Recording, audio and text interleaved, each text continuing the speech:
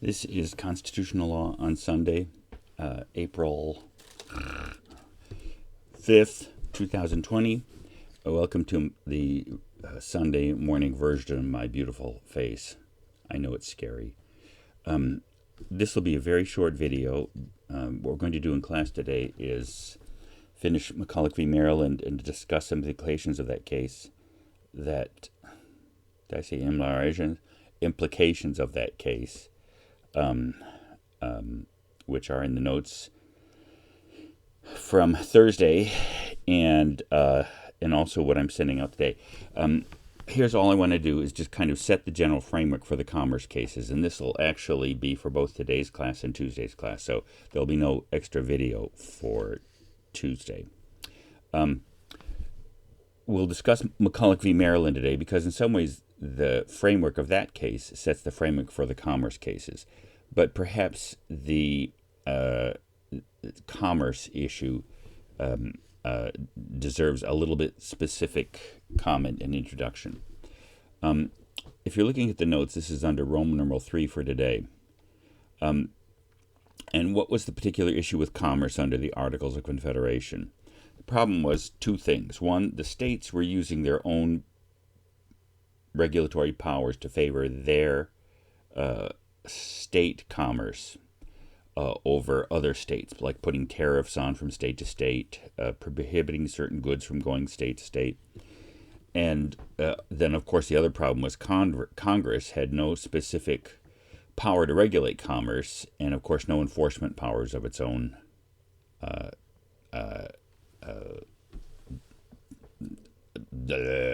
design. In some ways, it was a double whammy. The states regulated commerce for their own benefit, and Congress had no national power to regulate commerce. The result, of course, was the near destruction of the economy of the United States after the period of the Revolution. Now, to be fair to the Articles of Confederation and to that period, remember, we had fought a long and bitter and destructive war on our soil. Second, Britain was our primary commercial partner in international relations. We were essentially an agricultural nation, and Britain was beginning to develop manufacturers, and Britain was the primary market for our commercial products, and we theirs, by the way. During the war, that was completely cut off, and to some degree, it took a while to restore it. So you could say that the Revolutionary War would have had a terrible effect on our commercial life anyway, but there's no question that the defects of the Articles of Confederation exacerbated the economic dislocation of the Revolutionary War. Moreover, you could say the specific issues that led up to the Constitutional Convention of 1789 was the depressive effects on commerce of the system of the Articles. The Annapolis Convention, which if you've had American government with me, or the presidency or even Congress courses, the event that led up to the Philadelphia Convention of 1787, the actual Constitutional Convention, from May 25th to September 17th, sometimes called the Federal Convention, sometimes called the Constitutional Convention or the Philadelphia Convention, was the Annapolis Convention in September of 1786. Madison and Hamilton, who were serving in the Continental Congress at that time, the Congress of the Articles, understood the feebleness of the system and had tried to convene a specific convention in Annapolis so as to address the decline of commerce and to add to the Congress's power to regulate commerce under the Articles. That convention, as you may remember if you've had my classes, was a failure. Only 5 states sent delegates, and they were not able to agree on anything except, by the way, to call for another convention for the larger purpose of revising and enlarging the Articles of Confederation. So commerce was a particularly acute issue under the Articles, so there's no question that the people who attended the Constitutional Convention in Philadelphia, one of their aims was to create a governmental framework which would facilitate and encourage the growth of commercial prosperity in the United States. So, what are the possible? So, by the way, it's no wonder then that when you and we will have discussed Article 1, Section 8 in general under McCulloch, but it also helps to explain why certain powers got into those 17 specific powers listed in Article 1, Section 8. The power to tax and spend, since Congress didn't have that under the Articles. The power the exclusive power to coin money. The power to declare war, although that, of course, did exist under the Articles. But, of course, that also explains the Commerce Clause. Now, I'll come back to the clause itself in just a minute, and that will be our actual introduction to the cases that we'll be discussing today and Tuesday. So what are the possibilities with respect to what the framers intended or the nature of the commercial regulation power under the Constitution?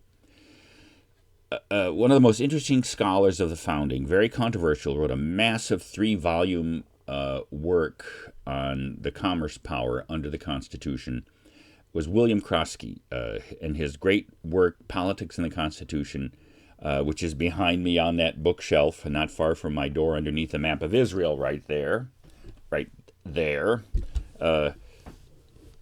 probably has the most controversial but interesting and possibly persuasive take on the founder's intention with respect to commerce. And I have to say, Krosky was very influential on my great professor, Herbert Storing, who taught both the presidency and constitutional law. What was his understanding of the framers' intention and the Commerce Clause? Here are the critical terms, and we will have discussed some of these with McCulloch, but just to repeat them here. That the framers meant to remove commerce from the power of the states completely, and completely to transfer the issue of commerce over to Congress and the national government, in which case the nature of Congress's power is plenary. Plenary is a fancy term in political science or politics that means full, and exclusive. That is to say, it's like the power to declare war. That power, the enumeration completely transfers the power to declare war or, say, over foreign affairs or to coin money. It completely transfers those powers to the United States government. And therefore, by the way, as we'll see with McCulloch in subsequent cases, the 10th Amendment in some ways, in this interpretation, would be irrelevant to commerce, because if that power is completely transferred over to Congress, which is to say the states completely disappear as regulatory agents with respect to commerce, then there's only one source of regulation, and this interpretation. And do you see why that would affect the 10th Amendment? The 10th Amendment says the powers not granted to Congress are reserved to the states. But if this power is completely transferred over to Congress, then no power over this issue remains to the states, like foreign affairs, like treaties, like the power to declare war. And by the way, that's... And what supports that interpretation was the defective regulation of commerce under the Articles. Now, one has to say that Krosky's thesis always has remained controversial and has never been fully persuasive, and, moreover, the court never fully adopted this idea, except as you'll see probably after the New Deal and in contemporary times. In fact, the other aspect of Krosky's thesis is that the court got it wrong when starting with Gibbons to some degree, and that Gibbons only introduced a potential interpretive error, and you'll see when we come to Gibbons in class today, the opening that Marshall leaves for the idea that there's some independent regulatory power among the states to regulate commerce, given his interpretation of the Commerce Clause. It is true that the broad history on the Supreme Court of commercial regulation was to argue that there was an independent realm of state regulatory power, and therefore the distinction between interstate and intrastate commerce became central to the court's interpretation of the Commerce Clause up into and including a case I didn't ask you to read, but I'll talk about in class today, National NLRB Jones and McLaughlin, which in 1937, which essentially abandoned this century-long tradition of two different realms of commerce. The second possibility, and this is to some degree what the court adopts following Gibbons, is the idea that commerce is a concurrent power. A concurrent power, which we'll see from McCulloch when we finish that discussion, a concurrent power is one that can exist both on the national and the state level. Taxation is a concurrent power, except, by the way, for McCulloch v. Maryland, when the state tries to tax an agency of the federal government, in which case that's a no-no. But like with respect to income taxes, both states and localities, for that matter, and the national government can tax the same thing. So that's a concurrent power is a power that can operate both in the national government and the state government over the same issue. Might be not quite accurate to say that this interpretation of the commerce power is concurrent, because the suggestion is that rather that there are two different realms of commerce. There's commerce among the states, interstate commerce, and then there's purely internal commerce, which follows Marshall's dictum in Gibbons. But then, of course, you're left with the power. What's the difference between those two realms? And we'll see as we go through these cases that the court generally tried to find a distinction either in terms of locality, that commerce which was purely internal to a state, versus a distinction between commerce and some other activity. And, of course, that was the issue in Gibbons. Because, of course, the steamboat licenses that Congress had authorized enabled, and the steamboat line, by the way, went between New Jersey and New York. But generally speaking, the other way to distinguish between inter and interstate commerce was saying, well, there's a difference between commerce as an activity and, say, production or navigation. That was the strategy in Gibbons v. Ogden. And that, generally speaking, I think was the court's dominant interpretation up until 1937, as we'll see. Third is what you could call preemptive. That is to say, states can regulate some aspects of commerce until Congress steps in and begins to legislate. So in other words, you could say commerce is always a potentially national issue, but only if Congress decides to step in and regulate that aspect. Then it negates state commercial regulation, not because states can't regulate commerce, but under the Supremacy Clause from McCulloch. And we'll see this is what operates in Gibbons. This is clearly what Marshall's at least immediate understanding is. When Congress regulates a certain area of commerce, then state commercial regulation, if it conflicts with that, has to give way. That's the Supremacy Clause at work. There's a fourth possibility, and that is that Congress's commercial power is an evolving power. Not that it's the living Constitution, or that there's no meaning to the Constitution, or we can't understand what the framers meant, or anything like that. But rather, they understood that the extent of Congress's power depends at any point in time over what the real nature of commerce is. Now, when we say commerce today, probably the term that we would use in our discourse is probably the economy, or the national economy. And there's no question that since the end of the 1900s and the 1800s, I should say the end of the 19th century, the 1800s, and the 20th century, that what we call the economy, or what we call commerce, has clearly expanded beyond locality. And so, in other words, here the argument is Congress's power depends upon the nature of commerce in any particular time.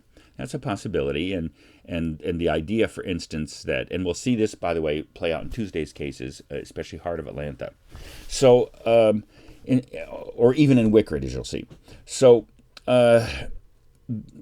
those are the four basic possibilities, and we'll see how those play out in the court cases for today and for Tuesday. Basically, what you could say is the first set of cases, Gibbons establishes the basic nature of the commercial regulatory power, which was clearly preemptive, possibly concurrent. But the Supreme Court, during most of the, especially once corporations began to develop, and where capitalism became clearly an interstate and global affair, attempts of both the states and the national government to regulate growing commercial activity expanded during the middle of the 19th century and into the 20th century, obviously. Now, the and you'll see that that basically was the cue the court took, an attempt to find a distinction between that commerce which is under Congress's power and which remains to the states, and find some way of distinguishing it. With Hammer, which has to do with the distinction between production and commercial activity, Congress can regulate commerce, but it can't regulate production because production is local, and you'll see the court tries to find this distinction, first of all, between either simple locality, as I mentioned above, or commerce and some other activity like navigation in Gibbons, or production in Hammer. And once it gets harder and harder to maintain distinctions, it starts to move by the New Deal into commercial activity that is truly national, and then local commercial activity that has an effect, an indirect or direct effect on commerce. And to some degree, that becomes the court's rubric after 1937 for reasons I'll explain: the stitch in time that saved nine, the change in the court's economic interpretation in response to FDR's court packing plan. More about that later. No question, by the way, after that, and you'll see this in Wickard, the court abandons almost all attempts to find a distinction between national and local commerce, or inter and interstate commerce, and the kind of the next I should say this, after Wickard, you'll see it's almost as the court says, what can Congress regulate? Almost any aspect of commercial activity in the United States, even down to the single farmer in Wickard who was growing wheat for his own family's consumption as a private consumer and grower. So you could say after Wickard that if you say that Congress can regulate the amount of wheat that an individual farmer can grow privately for his own family's consumption, Congress's commercial power when it comes to commercial activity pretty much reaches almost every commercial activity in the United States. Of course, in Heart of Atlanta, which we'll read for Tuesday, there the issue is the Civil Rights Act of 1964, which attempted to end segregation in restaurants and hotels. And you'll see that in Heart of Atlanta, there the court says the Congress can regulate almost any activity that has a direct influence on interstate commerce. More about that on Tuesday. And so, in some ways, you could say that at this point in time, after Wickard and up through today, the court pretty much understands that Congress's power over economic or commercial activities is plenary. And just because that's the way the economy works today, there's almost no part of economic activity that's purely local. Even a local kid's lemonade stand has to get lemons from somewhere, and if you're living in New Jersey, generally speaking, you can't go across the street and pick lemons off a lemon tree. So you got to get them from some other place. So even a kid's lemonade stand is now part of national commerce. And you could say that that's true. And what the Depression laid in front of the country was an economic crisis in which the attempts to regulate local activity was necessary in order to generate things like a national market, or to regulate national prices, or national supply and demand. And you'll see, by the way, in Schechter really was the classic attempt of the court to hold up to these classic distinctions between interstate and interstate commerce, even in the midst of this national economic crisis. So the last two cases we'll read on Tuesday, Lopez and NFIB versus Sebelius, the great Obamacare case. Lopez is one of the attempts of the modern court to try to find a limit to the national commercial power based on the 10th Amendment. It was, and some people consider Lopez, U.S. v. Lopez, an outlier, but nevertheless, it's still part of the court's active jurisprudence, that there are some ways in which the local power to regulate commerce, or the 10th Amendment residual power reservation for the states, does limit national commercial power. And of course, the Obamacare case is one of the most controversial and famous. It's a long selection that I provided for you, but as you'll see, and I'm going to argue, even though I'm a constitutional conservative, or if you want to call it that, I actually disagree with many conservatives. I would have held Obamacare constitutional based on Gibbons and McCulloch. But more about that on Tuesday. That's the case that you have to do a full brief for Tuesday. I know it's a lot of material, but it's worth wrangling through the different opinions. And of course, Chief Justice Roberts' tortured opinion, where he saved Obamacare by holding, because again, you'll see it's interesting. The four so-called conservatives who held that Obamacare was a violation of Congress's commercial power because the individual mandate exceeded what Congress can regulate commerce, but it can't compel individuals to enter into commerce. That was the four minority, but Roberts joined with them. So if it had simply been the Commerce Clause in NLRB v. Sebelius, did I say NLRB? I mean FL, all those abbreviations, National Federation of Independent Businesses versus Sebelius. If it had simply been commerce, Obamacare would have been declared unconstitutional. But as you'll see, it was controversial because, well, we'll just see what Chief Justice Roberts did. So we'll see you at 5 o'clock today, and stay safe and healthy.